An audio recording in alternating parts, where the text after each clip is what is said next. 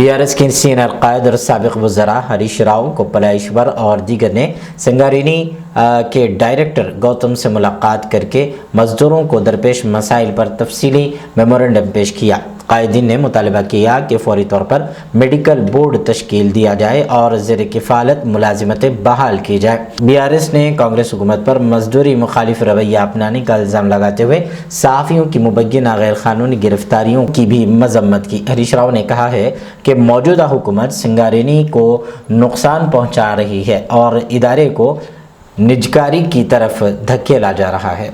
జర్నలిస్టులను అక్రమంగా రాష్ట్ర వ్యాప్తంగా అరెస్ట్ చేస్తా ఉన్నారు. రాష్ట్ర వ్యాప్తంగా అరెస్ట్ చేసిన జర్నలిస్టులను వెంటనే విడుదల చేయాలని చెప్పి బీఆర్ఎస్ పార్టీ డిమాండ్ చేస్తా ఉంది. ఈ జర్నలిస్టుల అక్రమ అరెస్ట్ ను బీఆర్ఎస్ పార్టీ తీవ్రంగా ఖండిస్తా ఉంది. నువ్వేం చెప్పినావు రేవంత్ రెడ్డి? 6 గ్యారంటీలతో పాటు 7వ గ్యారంటీ ప్రజాస్వామ్య హక్కు, ధర్నా చేసే హక్కు మేము కల్పిస్తామని చెప్పినావు. ఇవాళ జర్నలిస్టులు కనీసం బండి దిగి గేట్ కాడికి పోకముందే అరెస్ట్ చేస్తున్నావు. వాళ్ళు ప్రజాస్వామ్యయుతంగా ధర్నా చేసే అధికారం లేదా? దరఖాస్తు ఇచ్చే హక్కు లేదా? మరి నువ్వు ఆ రోజు నీ మేనిఫెస్టోలో మొదటి పేరాలోనే చెప్పినావు ప్రశ్నించే హక్కు, ప్రజాస్వామ్య హక్కు 7వ గ్యారంటీగా ఇస్తున్నా అని చెప్పినావు. ఇవాళ రాష్ట్ర వ్యాప్తంగా జర్నలిస్టుల గొంతు కోసినావు, అందరినీ కోసినావు. ఇవాళ రైతుల్ని కోసినావు, కార్మికుల్ని కోసినావు, విద్యార్థుల్ని గొంతు కోసినావు, నిరుద్యోగుల గొంతు కోసినావు. లాస్ట్ కు ప్రజాస్వామ్యంలో 4వ పిల్లర్ అయినటువంటి జర్నలిస్టుల గొంతు కూడా కోసినావు కదా. కేసీఆర్ గారు ఉన్నప్పుడు 26,000 అక్రిడేషన్ కార్డులు ఇచ్చారు. జర్నలిస్టుల కోసం 100 కోట్ల రూపాయల కార్పస్ ఫండ్ ను ఏర్పాటు చేశారు. కరోనా వస్తే జర్నలిస్టులను కాపాడుకున్నారు. జిల్లాల్లో జర్నలిస్టులకు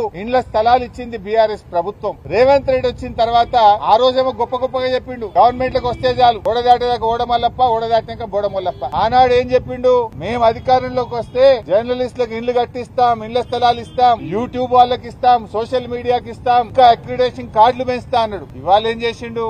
26,000 మందికి కేసీఆర్ గారు అక్రిడేషన్ కార్డులు ఇస్తే 10,000కు తగ్గించారు. డెస్కుల్లో పనిచేసే వాళ్ళకి అక్రిడేషన్ కార్డే లేదంటున్నాడు. సోషల్ మీడియా వాళ్ళని పట్టుకొని వీళ్ళంతా టెర్రరిస్టులు, సోషల్ మీడియా యాక్టివిస్టులను కట్టడి చేయండి అంటున్నాడు. వాళ్ళ మీద కేసులు పెట్టి జైళ్లలో వేస్తున్నాడు. సోషల్ మీడియా యాక్టివిస్టులను అవమానపరిచే విధంగా రేవంత్ రెడ్డి మాట్లాడుతా ఉన్నాడు. ఉగ్రవాదులతో పోలుస్తా ఉన్నాడు. దుర్మార్గమా? నువ్వు అక్రిడేషన్ కార్డులు పెంచుతానని 26,000కి 10,000 ఎట్లా చేస్తావు? నీ అన్యాయాన్ని దరఖాస్తు పెట్టడానికో ప్రశ్నించడానికి వస్తే అక్రమంగా అరెస్ట్ చేస్తావా? ఈ అరెస్టులను ఖండిస్తున్నాం. తక్షణమే వాళ్ళని విడుదల చేయాలని డిమాండ్ చేస్తున్నాం.